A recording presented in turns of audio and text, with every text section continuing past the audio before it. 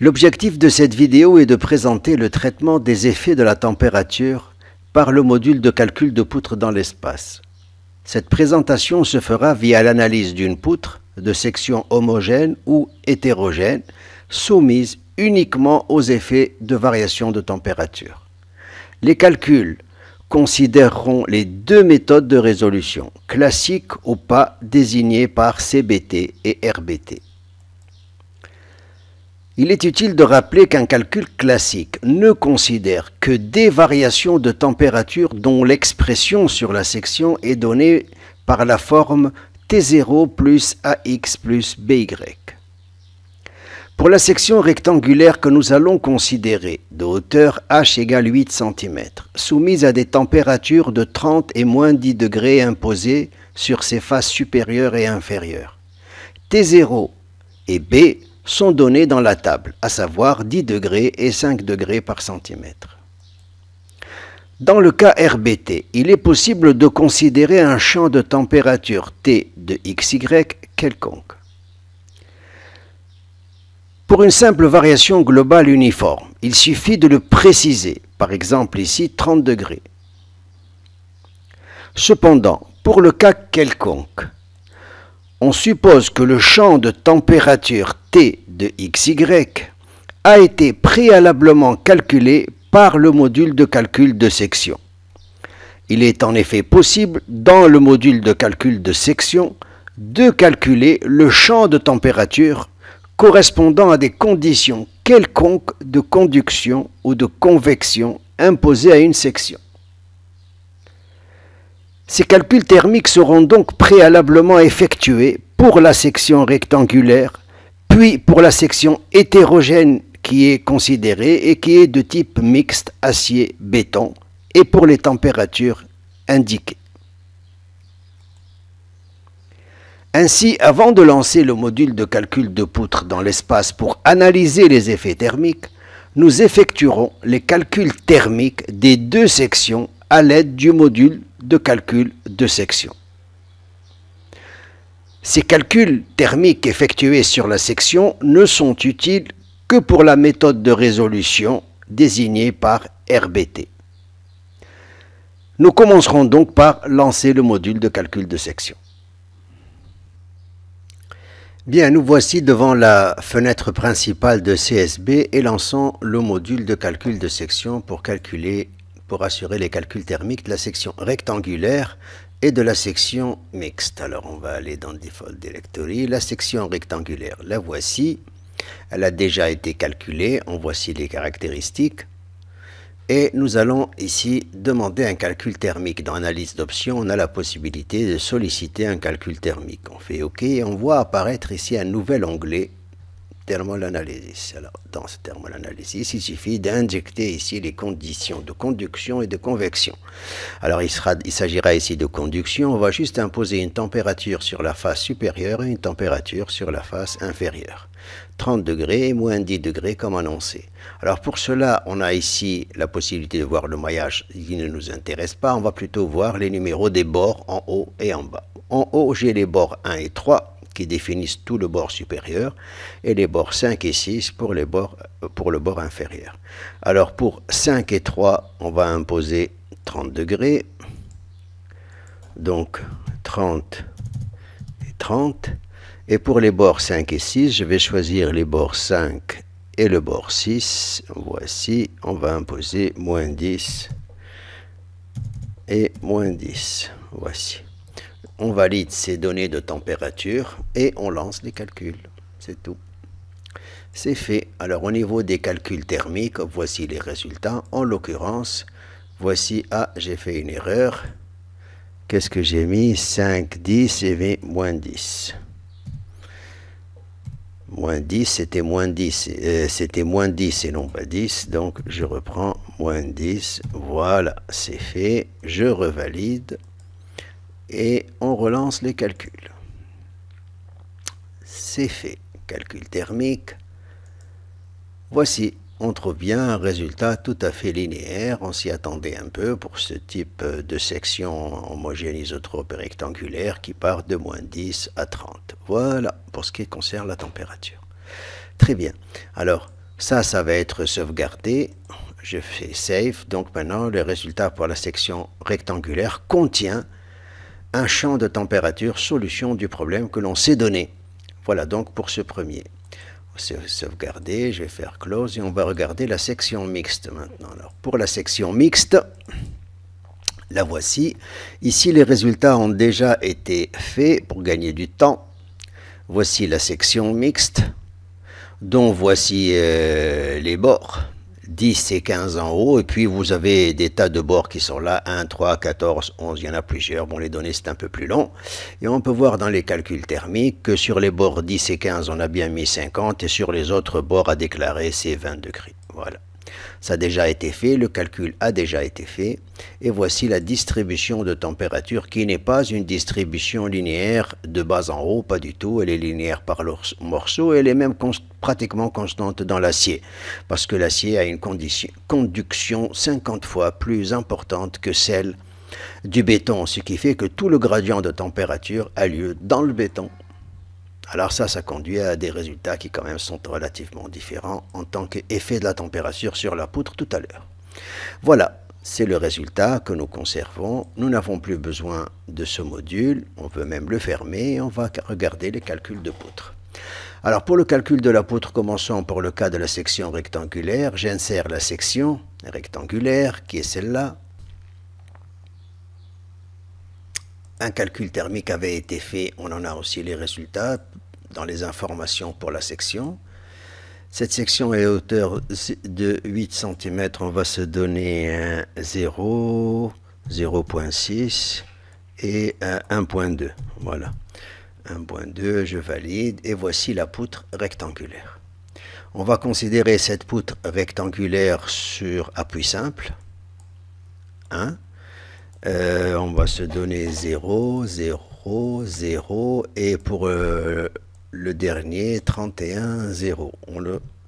Donc on a ces trois translations de bloqués au droit de la section 1 et au droit de la section qui se trouve en 31 uniquement le déplacement selon Y. Alors si je valide et je m'aperçois qu'il reste deux mécanismes, une rotation autour de Y et une rotation autour de Z qui est complètement libre. Alors pour cela, on va bloquer le mouvement autour de Z au droit par exemple de 1 et pour bloquer Y, il suffit par exemple de bloquer la translation selon X pour la section au droit de 31. Je valide, cette fois-ci ça fonctionne. Les supports, je peux les voir ou ne pas les voir, très bien, et on va se donner les données de la température qui étaient donc de 10 et de 5 comme cela a été dit. On valide ces données de température, la méthode est classique, on solve.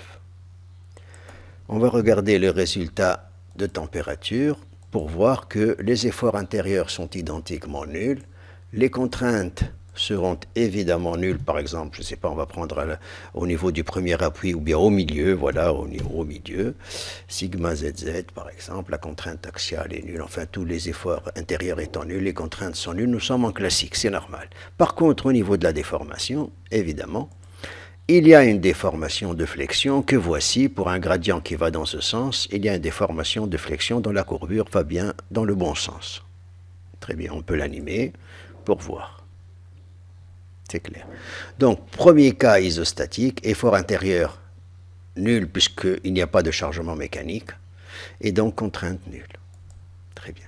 Pour ce même cas, si j'avais pris un cas, par exemple, biencastré, alors biencastré, il suffit de rajouter ce qu'il faut, on va le faire tout de suite.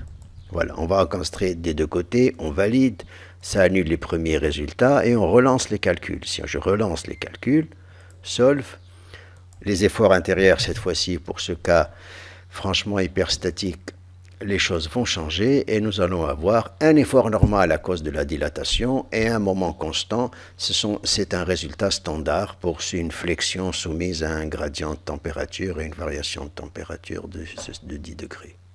Voici. Alors comme il y a des efforts intérieurs, évidemment, il y a aussi des contraintes. On peut regarder par exemple en 0.6 au milieu l'état des contraintes. Que voici. Très bien. Voilà, nous avons traité pour deux cas d'appui, donc une poutre isostatique et une poutre hyperstatique parce que bien encastré, les résultats. Alors maintenant, on peut lancer la même chose en RBT pour voir les différences éventuelles de résultats. Voilà.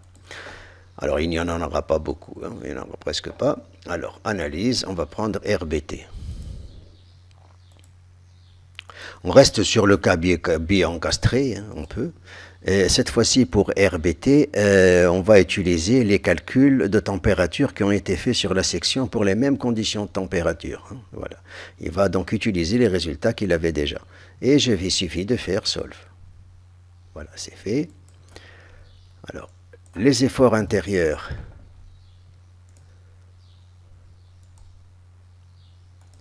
Les voici.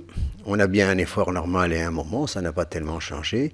Pour l'état de contrainte, au milieu, on peut regarder en 0,6 sigma ZZ. On s'apercevrait que ça n'a pratiquement pas changé non plus.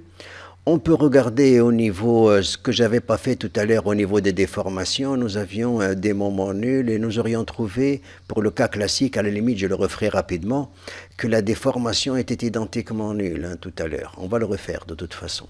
Donc restons sur cet exemple-là pour regarder les déplacements. Ou plutôt, non, je vais faire exprès, je vais revenir vers le cas classique tout de suite. Comme ça va très vite, on peut rapidement le faire. Je vais faire, voilà, je reste sur le cas bi-encastré et je vais regarder le problème de la température d'ici 5 hein, que je revalide et je solve. Voilà. Voilà. OK. Regardons au niveau des déplacements et on s'aperçoit que tous les déplacements de translation et rotation sont nuls. Il n'y aura pas de mouvement apparent de la poutre. Okay. Voilà ce que donne la méthode classique. Revenons dans RBT. Voici. Relançons les calculs pour RBT. Solve. C'est fait. Regardons les résultats. Les efforts intérieurs, nous les avions déjà vus. Les contraintes, nous les avions. Regardons les déplacements. Alors, dans les déplacements, je vais diminuer un petit peu les effets que l'on voit parce que c'est beaucoup trop important. On va prendre la moitié. Alors, animons pour voir. Voici l'animation. Et l'animation nous dit qu'il y a de la dilatation qui a lieu de manière transversale. En fait, la dilatation a réellement lieu au niveau 3D dans RBT. Et s'il y a une déformation transversale, on la voit. Et le fait qu'aux deux encastrements, elle n'ait pas été empêchée, eh ben, elle est libre de se faire. Elle est donc constante sur toute la longueur et c'est dû juste à un phénomène de température. Voilà, c'est quelque chose que nous ne pouvons pas voir en classique, mais qui pourtant est de la réalité. La dilatation n'a pas lieu que selon l'axe Z. Elle a aussi lieu selon les axes X et Y de la section. Et en l'occurrence ici, si on s'amuse à empêcher la déformation de la section au droit des encastrements, ce que je vais faire, ça annule les résultats, on relance les calculs. On reprend pour 1, et on va regarder cette fois-ci comment ont lieu les déformations. Je me remets ici, j'enlève les supports, et on regarde les déplacements de déformation. Déplacement, je vais repaître 0,5 par exemple, et display. Ah, alors ce que l'on voit cette fois-ci est bien clair, la déformation n'a pas eu lieu, la dilatation n'a pas eu lieu au droit des sections. Je peux faire un IM pour que ce soit clair, voilà. On voit bien que la dilatation a lieu sur toute la poutre et qu'elle est empêchée au droit des encastrements. Voilà. Voilà le résultat. Okay. Donc c'est un peu plus précis. Est-ce que ça va avoir une grande incidence sur les contraintes? Pas loin des extrémités, mais près des extrémités. Si je regarde les contraintes près des extrémités telles qu'à l'encastrement, certes je peux aller voir les valeurs de sigma ZZ. Déjà la distribution n'est pas tout à fait une distribution classique, en tout cas pas celle de la flexion normale. Et quand on regarde le maximum de contraintes, il est de 51. Mais il y a aussi des contraintes selon XX qui sont du même ordre, 58, et sigma YY. Et oui, parce que la déformation est empêchée dans tous les sens. au niveau de l'encastrement. Et ça génère des contraintes, qui sont des contraintes dues aux effets thermiques et au fait que ce soit un réel encastrement. Les résultats ne sont pas tout à fait pareils quand on prend des bonnes conditions limites. Voilà. Voilà donc pour RBT, pour cet exemple de section rectangulaire relativement simple. Bien, on va quitter cet exemple-là. Je vais quitter, je vais faire close, je ne sauvegarde pas les résultats et on va aller insérer la section mixte cette fois-ci. Section mixte que voici.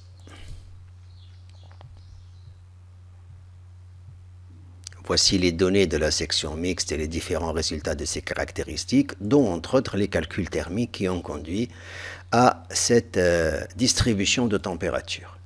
Voilà, la hauteur ici est de 54 cm. Donc on va se donner une poutre qui va de 0 vers, on va dire 3,5 et 7 mètres. Allez. On valide. La voici. Cette fois-ci, je vais reprendre l'exemple avec un appui simple pour prendre une structure isostatique. Appui simple, 0, 0, 0. On va virer RZ pour 31. On va se donner ce blocage-là. Voilà. Ça, c'est une poutre sur 2 appuis simples. Pour la température, on va prendre, pour RBT par contre, alors une section hétérogène ne se traite pas correctement avec un calcul classique et c'est inutile de le faire. Un calcul classique conduit toujours, enfin, considère toujours une distribution linéaire de haut en bas ou de bas en haut. Or, ce n'est pas du tout le cas dans la réalité, puisque si les caractéristiques sont différentes entre les deux matériaux pour la conduction, la distribution, elle est au mieux linéaire par morceau. Voilà. Et donc, on se met directement à faire un calcul avec RBT, c'est ce qu'il faut faire. Alors, on va utiliser la température qui a préalablement été calculée pour cette section hétérogène. Très bien. Alors maintenant, on a les conditions, on a tout ce qu'il faut, ben on lance les calculs. Alors, voici les résultats. Je valide. La structure est toujours isostatique. Les efforts intérieurs sont toujours nuls. Ça ne change rien. Par contre, si on regarde les contraintes, au milieu, par exemple, au niveau de 3,5. 3,5. Voilà. On regarde la contrainte axiale. Et voilà. Les contraintes, les efforts intérieurs sont nuls, mais l'état de contrainte ne l'est pas. En fait, cet état de contrainte est un état de contrainte à torseur nul, ce qu'une méthode classique ne peut pas avoir. Pourtant, c'est la réalité. Et bien, la distribution des températures engendre cet état de contrainte dans l'acier et dans le béton, et en particulier dans le béton. Nous avons une part en compression et une part en traction, et la part en traction est à un maximum de traction d'à peu près 4 mégapascales. Si on fait attention aux résultats, ce n'est pas le rouge qu'il faut considérer, c'est le vert qui est ici. Nous sommes autour de 4 mégapascales. Alors 4 mégapascales en traction dans du béton, ce n'est pas nécessairement négligeable. Il faudrait peut-être en tenir compte et rajouter ça aux contraintes engendrées par les efforts extérieurs quand ils sont appliqués. Pour l'instant, il n'y a que les effets de la température. Voilà pour ce qui concerne les effets de la température, en tout cas pour l'essentiel. Est-ce qu'il ne s'agit que de cette contrainte sigma ZZ? Non, il y a aussi une contrainte de type sigma XX, puisque les dilatations ont lieu dans tous les sens, et donc elles sont empêchées au niveau des interfaces, et donc ça crée des contraintes, dont on peut voir ici un peu la distribution, et avoir rapidement ces 2,5 mégapascales. C'est pas très important, mais enfin ça existe. Voilà. Et donc, voilà donc pour les effets de la température, je résume. Si la section est homogène, les températures sont supposées être sous la forme T0 plus AX plus BY, c'est l'hypothèse standard en classique, mais qui suppose que vraiment la distribution de la température est strictement linéaire entre de bas en haut ou de haut en bas, ou de gauche à droite, selon X ou bien selon Y, très bien. Mais pour ce qui concerne une section hétérogène, attention, la distribution ne correspond pas généralement à ce type de distribution et les effets de la température doivent considérer les bonnes distributions. D'ailleurs, même si nous sommes en homogène, si la section n'est pas aussi simple que celle rectangulaire, la distribution, même avec une température en haut et en bas, ne conduirait pas forcément à quelque chose qui est linéaire de la forme T0 plus AX plus BY, et il vaut mieux, pour être sûr des résultats, lancer les bonnes distributions de température pour voir ce qu'elles donnent, plutôt que de partir sur des hypothèses préconçues. Voilà donc pour les effets de la température pour deux sections relativement simples, homogènes et hétérogènes. En l'occurrence, pour l'hétérogène, c'était de l'acier béton. Voilà, c'est terminé pour les effets de la température. Il n'y a pas grand-chose à rajouter.